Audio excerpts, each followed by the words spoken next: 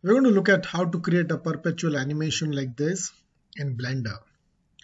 So in reality, this is not perpetual because the ball will never have enough energy to go through this. So if you buy a toy like this, there will be battery setup which will need an extra power to boost the ball. So we're going to do the same thing in Blender. So I will come back to this one, but let us go and start a new file and start from beginning. So this is going to be our funnel. So I will add a subdivision surface with 3 subdivisions. Hit tab, we'll delete the top part and the bottom part. We'll select the bottom part and scale it.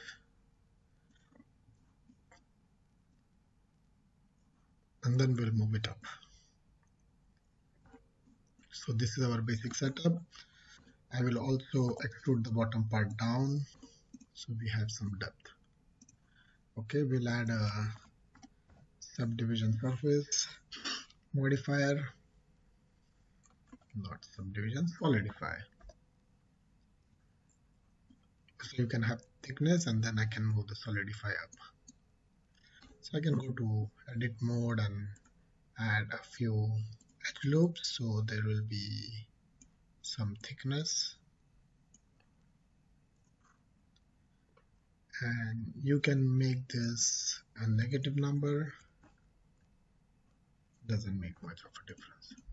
Just go to object, shade smooth. So this is the thing that is going to catch the ball. Add mesh, UV sphere is our ball, 0.1 or 0.15 can be the thickness.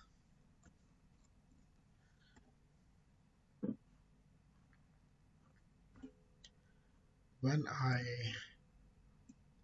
moved this, it didn't go down exactly in the middle, so it's very important that it is in the middle. Alright, so that is our ball which is going to fall through the funnel. Object shade smooth, move it up, it's going to fall like this. And then we need the railing to catch the ball. So we're going to add mesh cube. I will use a cube, just 0.05 and 1. Alright. So we are going to add this object, make it 2. Okay, so let us move this up. Tab, add subdivisions, 2 of them. So this one moves here. We have to go to wireframe mode to select both and then rotate it. Same way, move this up and rotate it.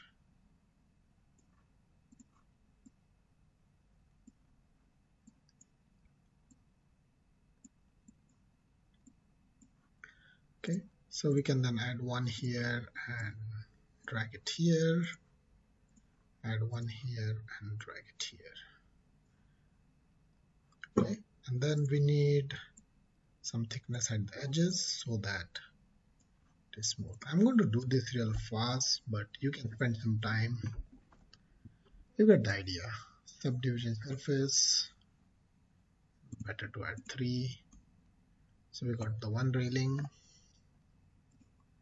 It will be moved to the left, duplicate it, move to the right.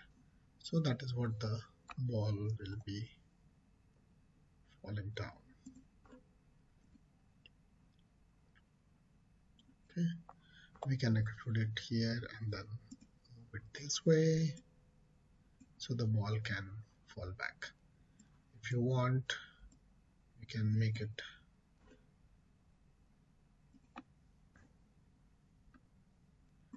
I will delete the first one again so we can model it and then copy it. We can make it longer. Okay, now that we have this, we will duplicate it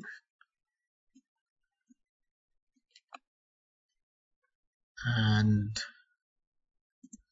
we'll add rigid body, passive, mesh.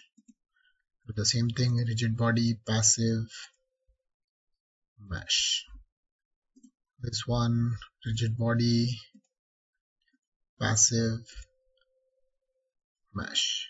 This one, rigid body, active, convex hull.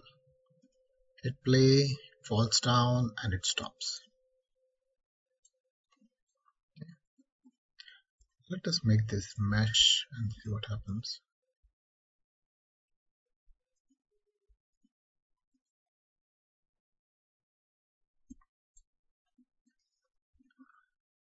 Okay, so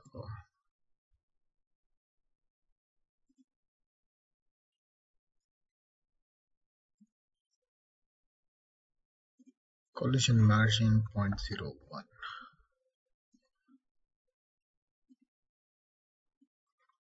0.01.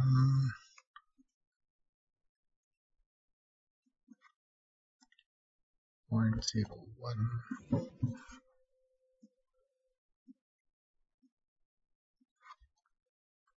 Okay, so it will be closer to the object.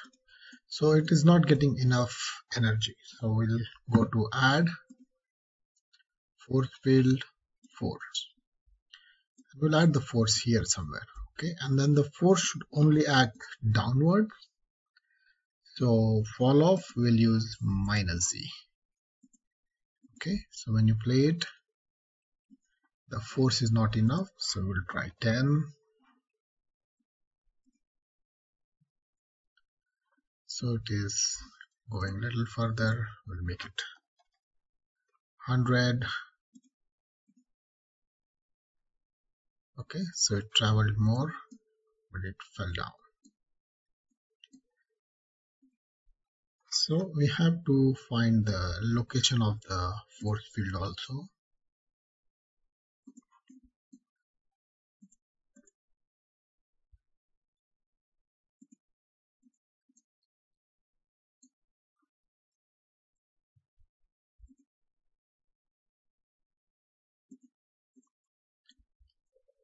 Okay, let us make it 1000.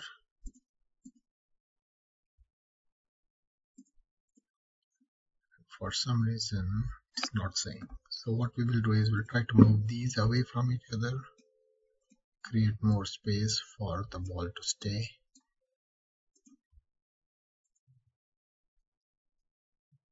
Okay, so that's looking better. Then we'll try to add more force.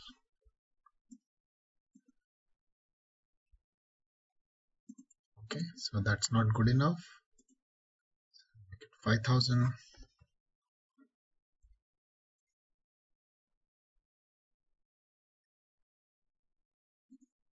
And it needs a little bit more. 9000. Okay, 9 is too much. So you get the idea. And then you can make the rest of it.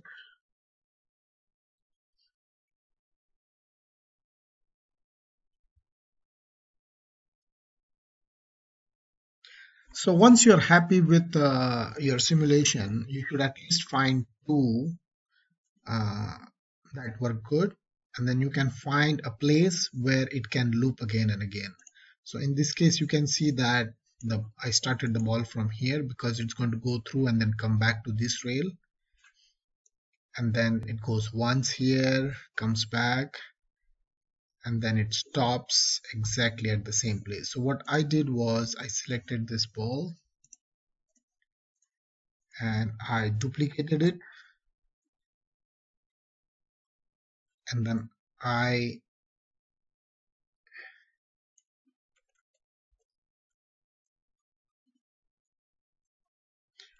duplicate it and then delete the keyframe so the ball stays there. And then this ball, you can find the location of that ball first time and then the second time, and then you can mark your start and end frames and render that, and it will loop again and again. So that's about it. Thank you very much for watching the tutorial.